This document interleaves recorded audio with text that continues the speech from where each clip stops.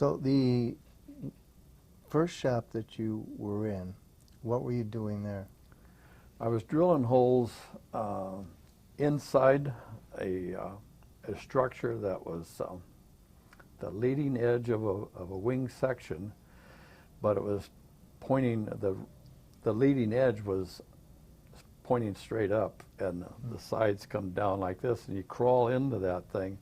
And my job was to take an extension drill, it was about so long, a number 30 drill, I remember, and the ribs that were in this fixture or jig had pilot holes. And so all I had to do was stick the drill point in there and punch it out through the skins.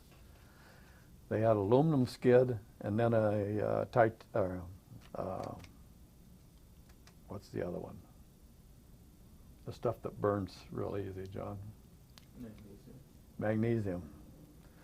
They had aluminum skin and then a magnesium skin that was tight fitting, and I would poke the pilot hole out through the rib, and then the other mechanic, he would drill the full size for a rivet hole back towards me and put a cleco in it to hold it tight, and then you just did a series of ribs, and that's what we did.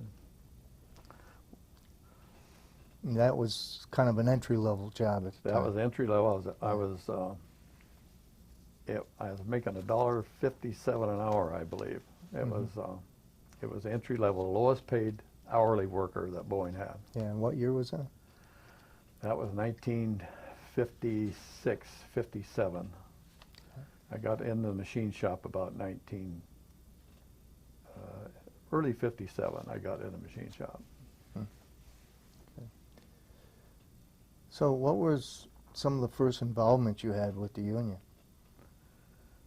Not a lot until I got in the machine shop, and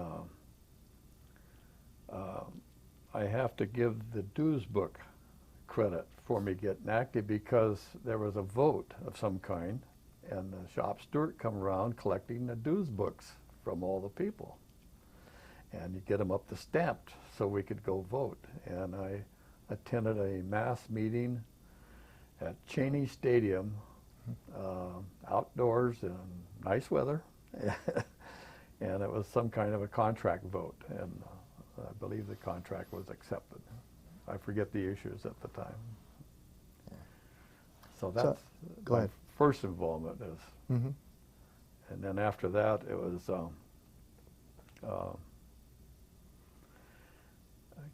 getting to work with some great guys that were shop stewards.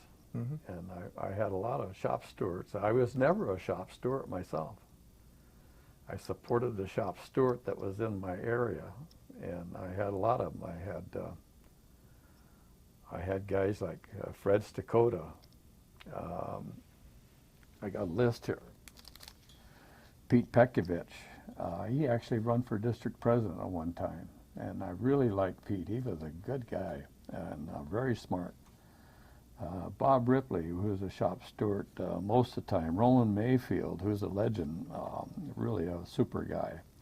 Harold Austin Sr. and his son, Harold Austin Jr., turned out to be a manager for Boeing in supervision and stuff.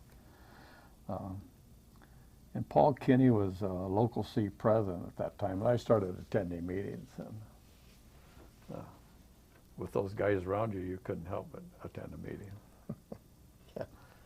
I see you have a pin on. Is there a story to that?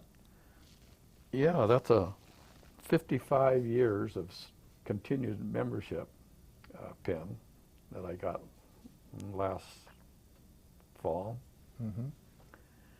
And it's kind of lucky that I got it, because when I was at Plant 1 in the machine shop working in layout, they come up to me and asked me if I would go into supervision for 3 months while other supervisors went on vacation. And I hem and hawed about it, and finally they asked me several times, and I said, okay, I'd do it. So I went into supervision for about 3 months. And the first time I got a salary paycheck, I noticed they didn't take dues out.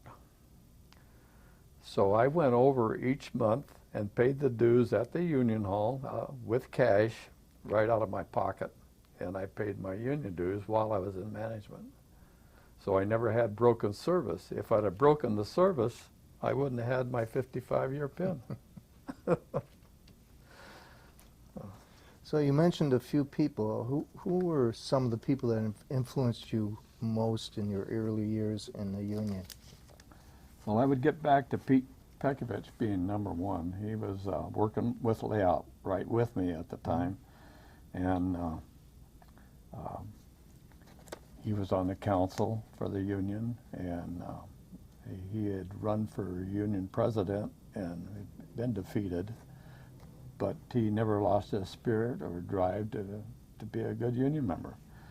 And then we had a guy named Bob Ripley that was running for a shop steward position, and so of course we supported him and got him elected as shop steward. Roman Mayfield was on second shift as a steward. And later on, in a different area, Fred Stakota was a friend. I worked with him when I was in the drill press area, and he was a shop steward.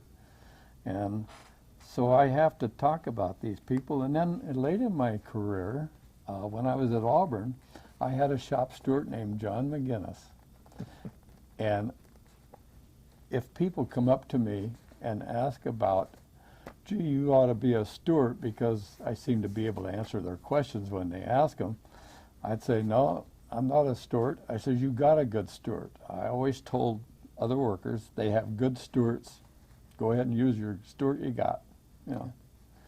And so I was really lucky. I had a lot of good people around me.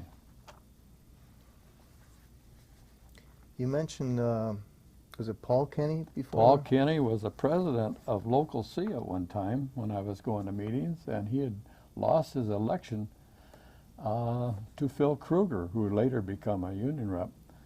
But Phil Kruger was the elected, and at his first meeting,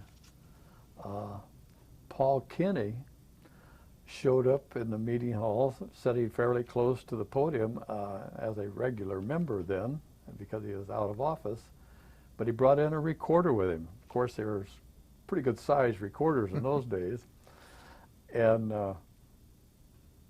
Phil Kruger asked him to remove the recorder because they were not allowed in the meeting, and he said no, he wasn't going to do it.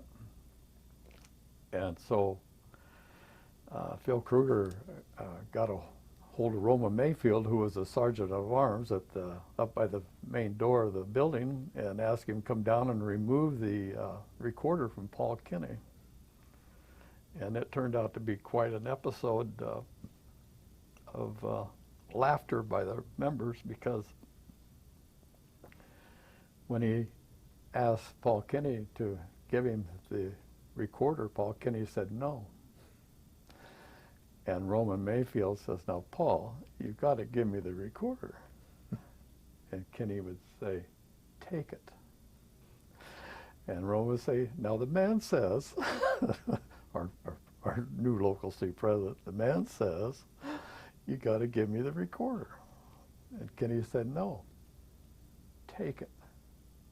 This went on for 10, 15 minutes, and finally Paul Kenny started laughing, and he says, just take the recorder. And so Roman did remove it from the hall at that time. But Paul Kenny was a real active person in the shop, and you could tell when he was your shop steward, because he was not nice in his workmanship relations with management. If he felt they were wrong, he told them they were wrong and they better fix it. He was a real stern guy, but he was a union guy. He was all union. Now, back then, it was still an open shop.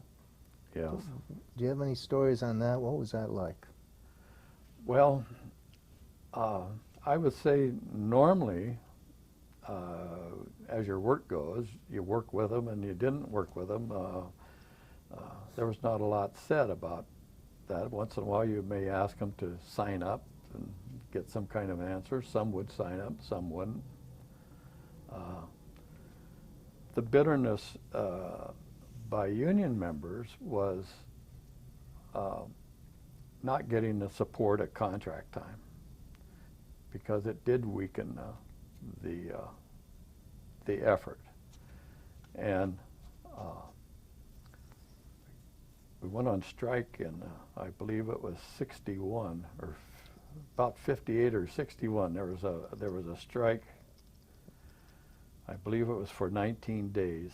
Yeah, I think you're talking about 1965. Is that 65? John Sullivan was Yeah. president, Mm-hmm. and he died while on the picket line. Yeah. And that's why the old Union Hall was named the John Sullivan Hall, was in his honor. There were a lot of hard feelings about non-members working side by side at that time, and I think the union members seen that it's time to start asking these people to join up and make some kind of an effort to get more of these people on our side of the issue.